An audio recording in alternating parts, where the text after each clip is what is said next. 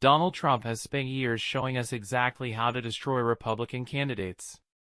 You portray them as weak, inept punchlines, so right-wing voters, who prefer strongmen, will lose interest in them. If there's one thing we should learn Trump, it's how we can take down people like Ron DeSantis.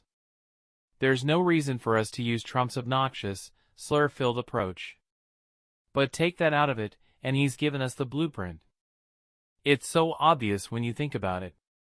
Successfully portray a wannabe strongman as a weak joke, and right-wingers will lose interest in that candidate.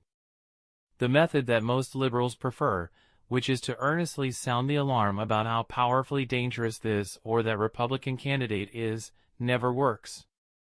That just tells people on the right, and in the center, to vote Republican, because they like a strongman, no matter how corrupt, as long as they're actually, strong. Trump took out the entire 2016 Republican field just by turning them into weakling punchlines one by one until they were all gone. He's not even that good at it, it's just that easy. Wannabe strongmen are always insecure weirdos to begin with. You just call them out on it. Joe Biden even managed to turn this tactic around on Trump. Biden ultimately won the 2020 election with 5 words during a debate: "Will you shut up, man?" In so doing, Biden made fun of Trump for being a weak, insecure babbler who was afraid to stop talking for fear someone else might say something smarter. Don't make the mistake of presuming that everyone thinks like you do. Liberals hate authoritarianism for good reason, but moderates and conservatives don't care about it, and you can't make them care about it. Moderates hate ineptness. Conservatives hate the perception of weakness. Use that to influence them. Successfully portray DeSantis as a weak, weirdo loser in their eyes, and he'll be finished, just as surely as all those Republican candidates in 2016 were finished off by the perception that they were weak, weirdo losers.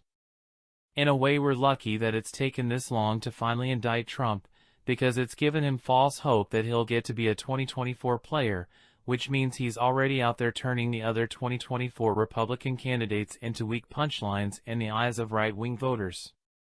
But Trump is being indicted now, in multiple jurisdictions. Handcuffs. Bail hearings. Yes, Your Honor. And that'll start to make him into a weak punchline in the eyes of right-wing voters. So we won't get to keep relying on him to punch holes in the 2024 Republican field. With Trump falling off the table, it'll be up to you to portray people like DeSantis as weak punchlines. We'll just earnestly sound the alarm about how dangerously powerful DeSantis is, in a way that lets you feel righteous but hands him more votes? Or will you be willing to do what works?